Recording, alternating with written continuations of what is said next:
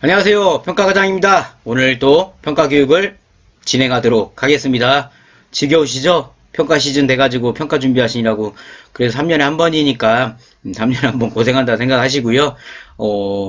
열심히 준비를 하셨으면 합니다. 저는 뭐 매년 하다 보니까 요새는 좀 평가 업무가 저는 좀 이런 말을 해도 되나요? 저는 좀 많이 이제 지겨워졌어요. 왜 한 일을 이제 13년 넘게 하다 보니까 재미가 별로 없는 상황이 됐는데, 그래도 유튜브라는 걸 시작하고 나서, 그래도 또 여기 안에 또 재미를 찾으니까 다시 또 재미를 좀 붙이고는 있는데, 저도 이렇게 좀 지겨운데, 우리 시청하신 분들은 얼마나 지겨우시겠어요.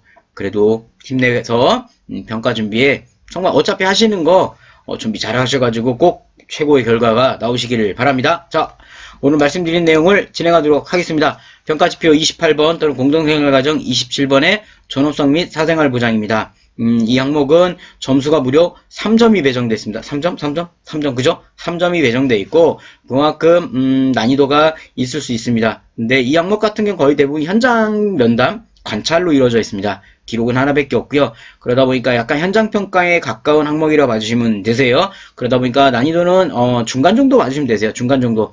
중간 정도로 봐는 건 원래 중간 밑으로도 놓을 수 있는데 돈 들어가는 거라 비용 들어가는 게 있기 때문에 중간으로 놓도록 하겠습니다. 자, 그럼 간단하게 우리 평가 기준 보도록 하겠습니다. 자, 평가 기준 1번. 수급자의 사생활을 보호하기 위해 노력하느냐, 즉 뭐냐? 칸막이죠, 칸막이. 침실에 이동식 칸막이 1개 이상 또는 침대마다 커튼. 자, 여기서 저번에 카페에서도 질문을 했었는데요. 침실에는 이동식 칸막이 하나 있으시면 되세요. 근데 예를 들어 우리는 이동식 칸막이로 안 하고 우리는 침대마다 이제 침대 커튼을 우리 병원에 입원하면 커튼 이렇게 쫙 치는 거 있잖아요.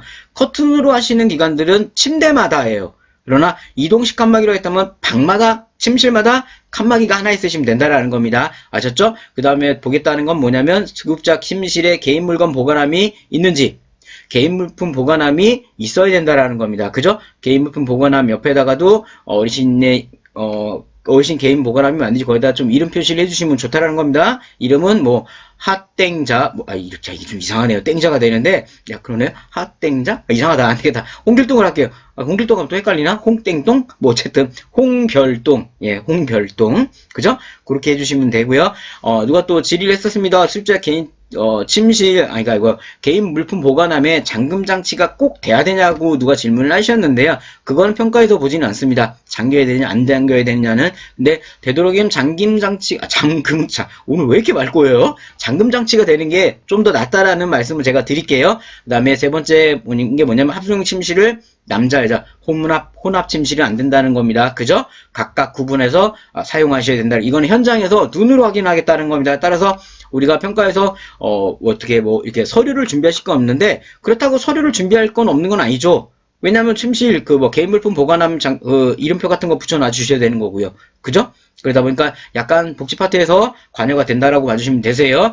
이 항목 같은 경우는 지금 보신 것처럼 결국 돈이 들어갑니다. 이동식 칸막이를 사야 되거든요. 한 8만원, 10만원 정도 하나요? 침실마다 하나씩 있으시면 되는 거니까 그래도 그렇게 하나씩 구매를 하신다면 크게 돈은 많이 들어가지는 않으니까요. 근데 또 이게 또 이동식 칸막이가 뭐 평상시에 이렇게 쓰는 게 아니라서 좀 불편하다는 얘기들을 많이 하시던데요. 어쨌든 이런 이동식 칸막이 하나 구매하시면 어렵지 않게 평가 기준 1번은 마무리가 되실 겁니다. 자, 평가 기준 2번은 뭐냐면 수급자의 존엄성을 배려해 급여를 제공한다 이겁니다. 여기서 말하는 급여는 서비스예요. 서비스. 즉 어르신에게 우리가 존댓말을 쓰고 있는 건지, 그죠? 그 다음에 어르신에게 내용을 설명하고 있는지. 자, 이거는 면담 관찰인데 우리가 면담은 지금 올해 평가에서 면담을 안 본다고 했어요. 즉 관찰을 한다라는 겁니다. 그죠?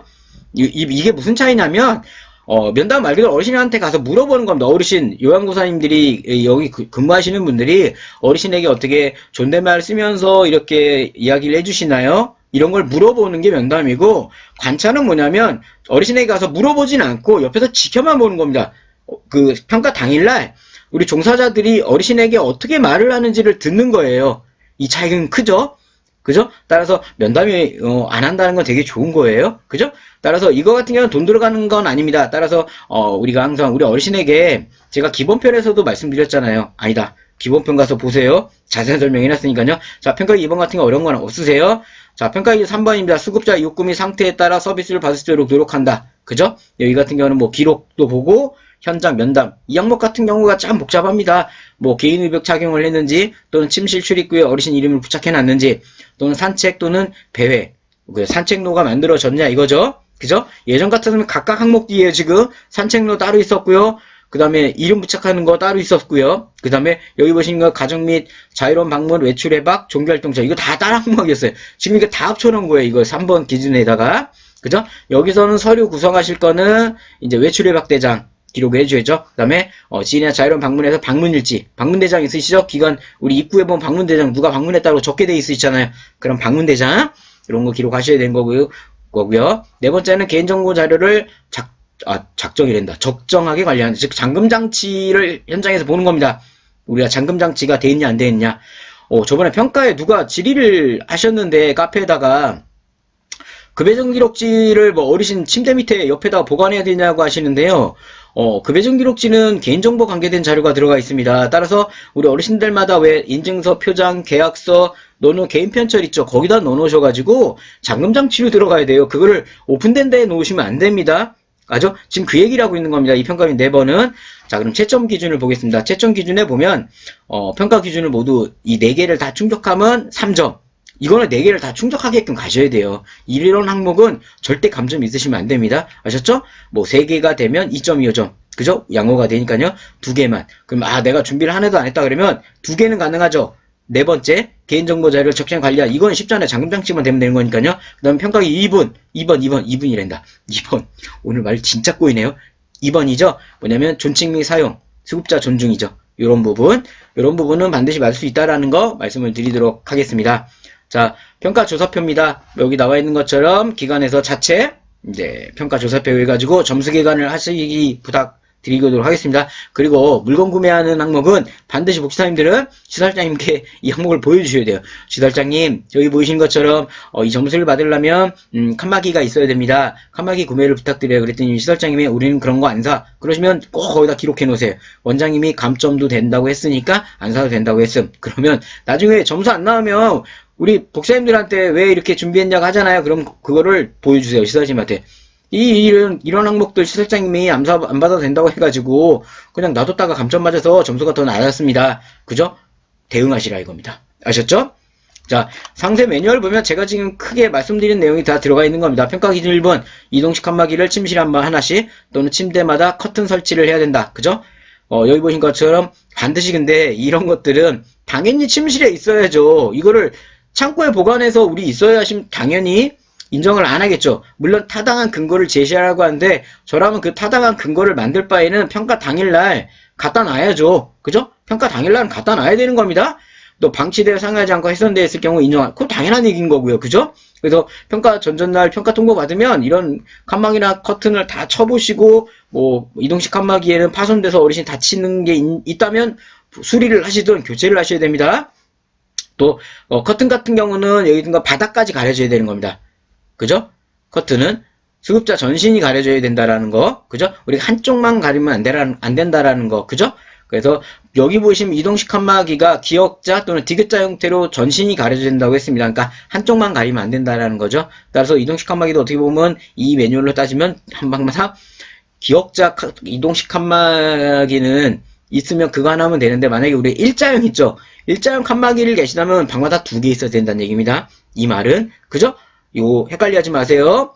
방마다 2개. 이런 것도 꿀팁이에요. 아셨죠? 자, 수급자의 개인 재산과 소유물수 관련된 관련하게 침실에 개인 부품 보관함을 있는지 확인을 하는 거죠. 그죠? 우리 개인 캐비넷 같은 거 있잖아요. 그런 거 하나 있어야 된다고 말씀을 드렸습니다. 그러나 매뉴얼 보세요. 여기 어디에도 잠금 장치를 요구하진 않아요. 그죠? 그래서 이거는 선택사항이라고 봐주시면 되는 겁니다. 그죠? 자, 평가의 2번째 존엄성이죠. 이거 같은 경우는 우리가 존댓말 쓰는지 확인하고, 이건 제가 기본편에서도 말씀드렸었습니다. 우리가 어떤 서비스를 제공할 때는 항상 이 서비스에 대한 과정을 설명을 하게 돼 있어요. 평가 당일날만큼은 그런 설명을 해야 된다는 겁니다. 이런 설명은 제가 기본편에서 해드렸어요. 기본편을 같이 봐주시면 됩니다. 아셨죠? 자, 기준 3번째입니다.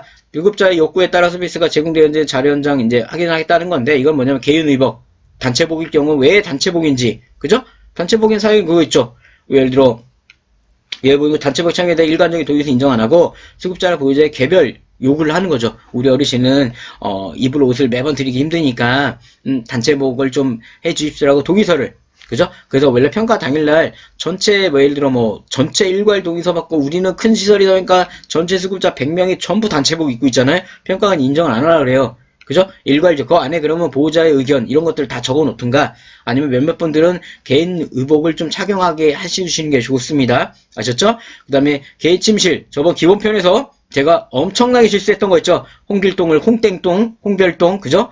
그죠? 여기 가운데 이름만 좀 이게 가려서 표시를 해주시면 좋다라는 겁니다. 그죠? 기준 네 번째는 잠금장치. 그죠? 잠금장치가 돼 있어야 된다라는 부분을 말씀을 드린 겁니다. 자, 지금 간단하게 우리 수급자 존엄 및 사생활 보장에 대한 매뉴얼을 설명을 드렸습니다. 매뉴얼을 이런 형태의 매뉴얼을 구성하시면 되는 거고요. 또 2편에서 바로 우리 이 항목에 대한 꿀팁과 또 질의응답과 또 관련 서식이나 이런 것들을 또 설명드리도록 하겠습니다. 오늘 하루도 힘내시고요. 구독과 좋아요 많은 홍보 부탁드리도록 하겠습니다. 자, 저는 평가과장이었습니다. 감사합니다.